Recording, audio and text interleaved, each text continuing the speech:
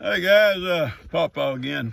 I wanted just to say, tomorrow being Friday the 11th, it's Veterans Day, and I just want to wish all the veterans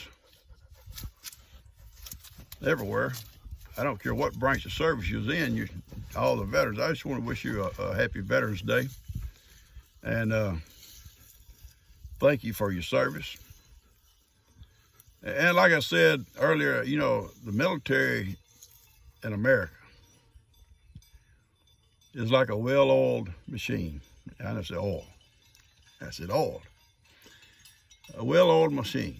And it takes, no matter what your duty was, it took it to make it all work right. Now, okay, you say, well, they could have got by without this or that. They could, but it may not be as smooth.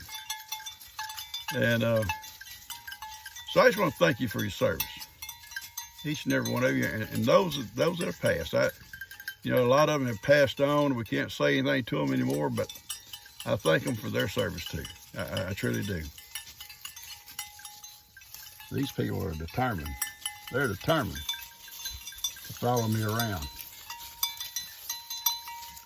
But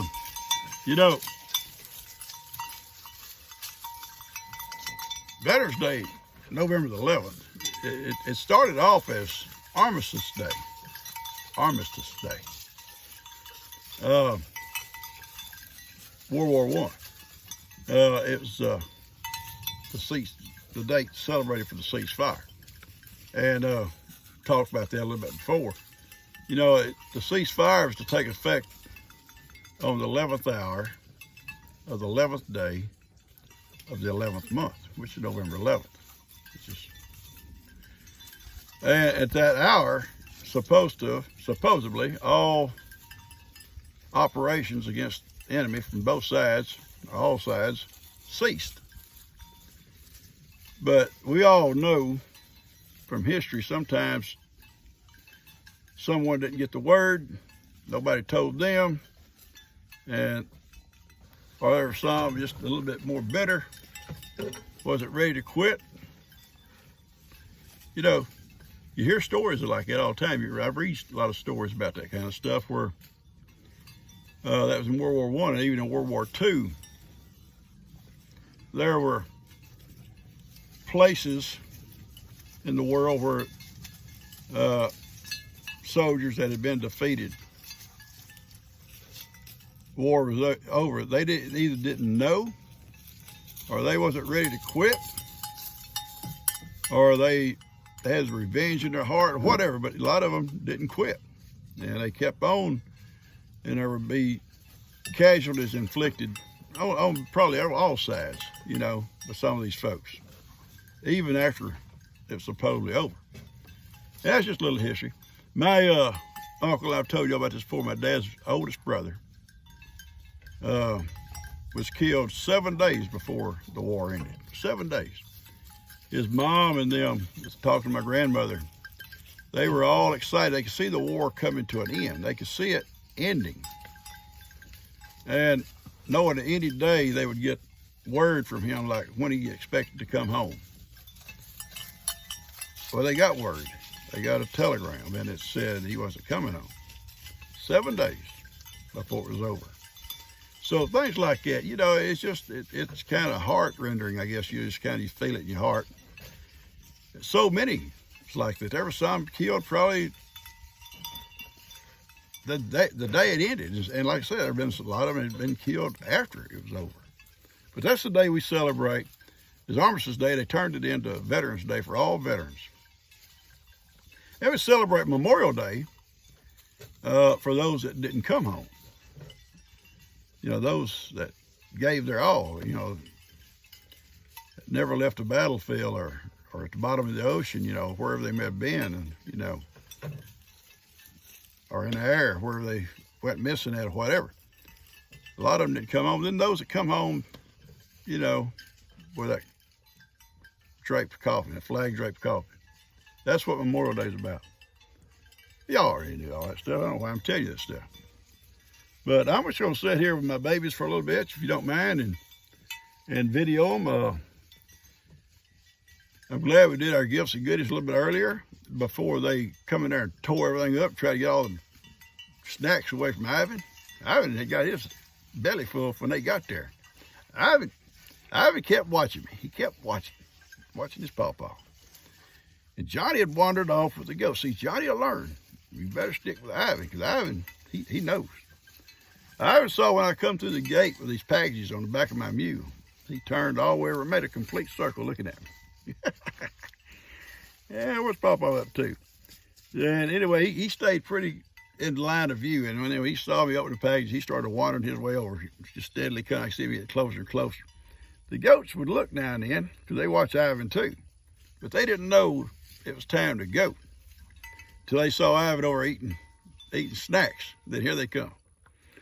For someone would have said, why don't you do it in the back with all the babies? Well, you saw why. It's a circus. It's a rough circus. They'll literally just trample you. They'll trample you. Little Kippy, he run. Heidi got out completely out of the way. Anyway, I'm just gonna sit here if you don't mind, and for a few minutes, and then I'm gonna post this for you guys. It'll just be a short one. I'll probably get it out tonight for y'all tomorrow morning, just to go along with whatever else I posted. And it's just a happy Veterans Day. A lot of you folks that watch my videos, you got family members that are veterans. And some of you are veterans. Men and women. You know, veterans are veterans. And it don't matter what branch of service you're in or what you did, you're still a veteran. And I just want to thank you for that. So anyway, I'm going to sit here and watch these guys, and hope y'all have a great day.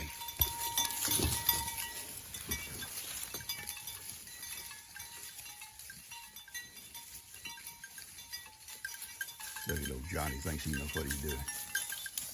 Johnny thinks he's a leader. He said, I'm a leader, Pawpaw, I'm a leader. Yeah, right.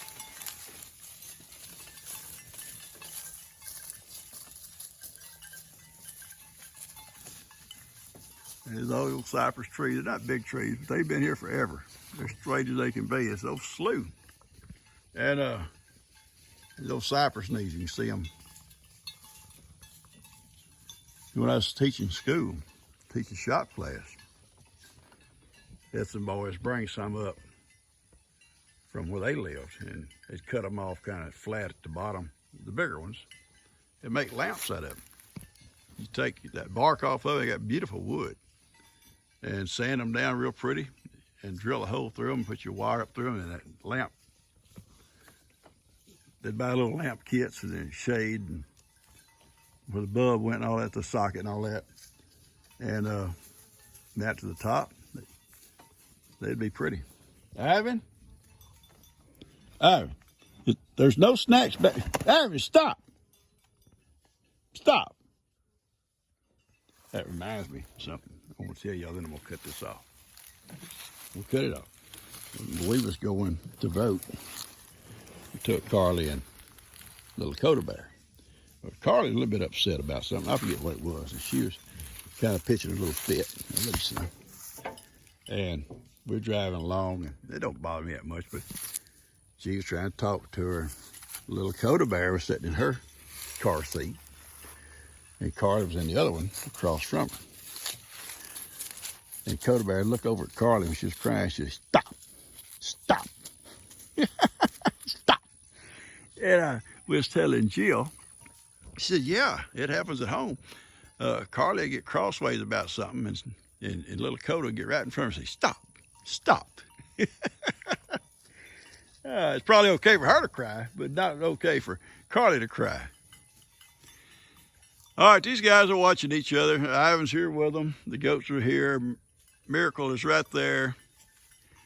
So I'm going to get on back home. The babies have come. See if I can help G a little bit. I'm going to tell you a quick story, and I'm going to go cut this off. G, when Lex comes, him and Connor, they stay upstairs almost 24 hours a day. Eat, play, and everything. And Connor sleeps up there. Lex will come down and sleep with G. But they keep coming down getting bowls of food or whatever, popcorn, whatever, chicken, whatever. and they go upstairs with him. The bowls never come back. So G's told boys, you got to bring all your bowls down in any kind of, stuff. Don't leave nothing up there. Because she doesn't go up the stairs that much because, it's because of her, I guess, just climbing it, and I don't go up a lot for my knees, but we go up there now and then. And Ben goes up there, and Ben keeps his end he sleeps on spotless. Ben is a spotless person. He don't cook spotless. He can make a mess when he cooks, but his living quarters are spotless. We went up there this morning. That's why I'm kind of late today. And there was wrappers everywhere. There was bowls everywhere. We found chicken bones up there. Chicken bones. G had asked Lex. She said, Lex, before we left, she said, make sure you put everything. She sent a basket up to him, big baskets, a laundry basket. She said, put everything in that basket, everything. Well, it was all the bowls, all the plates, paper plates, plastic bowls, spoons, forks were in that basket. In the bottom of that basket was chicken bones. He said, Lord, look what they've done. Oh, the boys, I love them. I don't mind a few chicken bones. Come on. You're in charge, Ivan. Take care of your people. I love you, people. I love you folks, too. Y'all take care.